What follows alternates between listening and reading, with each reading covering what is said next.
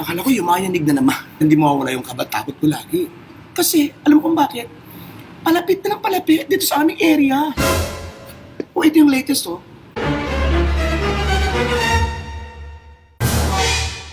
Fujisawa is just a little more than 1 hour away from Tokyo.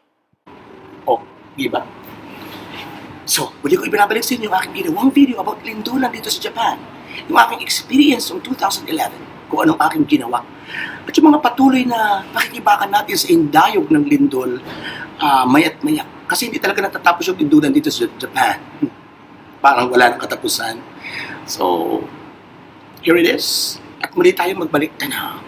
And who knows, baka makatulong yung ilang eksena natin dito sa mga Pinoys dito sa Japan kapag lumilindol.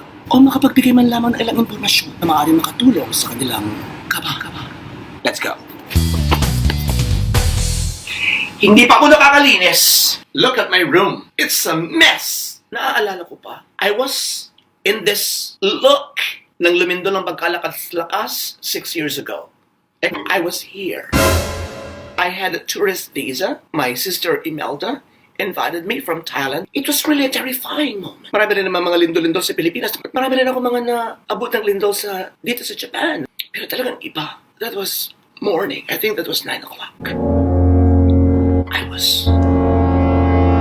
I just come out from the bathroom. Super unique. Super unique. So I was near the table. So I hid under that table. Ginawa ko. Hindi ko lang kung inisip ko yun. Siguro, basta na lang dumating. Basta na lang, yun ang gagawin ko. Parang ganun. Dive ako! Dive ako sa table! Something like that. Bahala na to. Pero you know what? I thought of something which concerns safety, which concerns security. Dinakma ko yung saging sa table. Isang tiling. So mabilis ko agad naisip na, paano pag bumagsak na to? Dapat meron man lang akong kinakain sa ilalim. Diba? Isip ko yun at that very moment na kasalukuyang talagang shaking.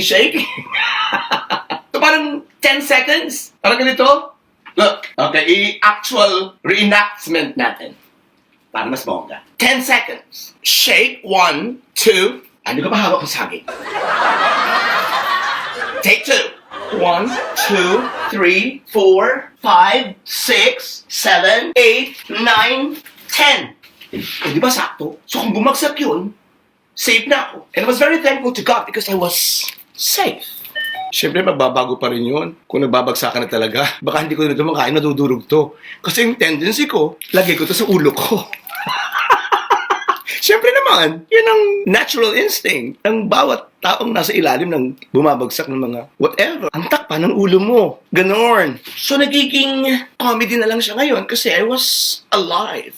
I am alive. And ikikwento ko to sa inyo. And bagamat medyo natatawa pa rin ako sa pag-aalala sa ginawa ko, ay hindi ko pwedeng ikaila na talagang hanggang ngayon ay ako ay lubos na nakikisimpatya at nakikiramay sa mga naiwang pamilya ng mga biktima ng Tsunami 2011. Na ang lindol dito yung maya, ito isa ng normal na bahagi ng aming buhay. Siguro this year lang ako tumigil, pero dun sa nakalipas na 5 taon, patuloy pa rin akong tumatakbo at ako lang mag-isa.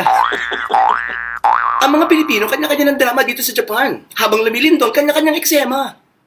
The moment na umuuga na, the moment na yung paligid ay umugyog na, yakap agad sa ating Panginoon and pray. And it's a must for each and every one of us to always pray. Parang, parang walang darating na sakuna kapag kayakap mo na siya. Yung iba, kagaya ko. Dahil agad kung walang lamesa, dahil agad sa kama. Sa ilalim, huwag sa ibabaw. Yung ibang Pilipinong sobrang sanay na, well, kalma. Marami nagsabi sa akin na kalma na lang sila. Na kung yuyug-yug dito yung kanilang house, then konting step going there. Going yun naman. Pagpupunta dito yung... Yan eh. Magaling magkadya sa mga Pilipino. Kasi tayo talentado. Sa talagang sayo-sayo may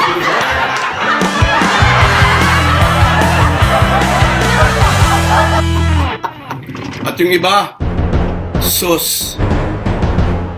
Habang lumilindol, type!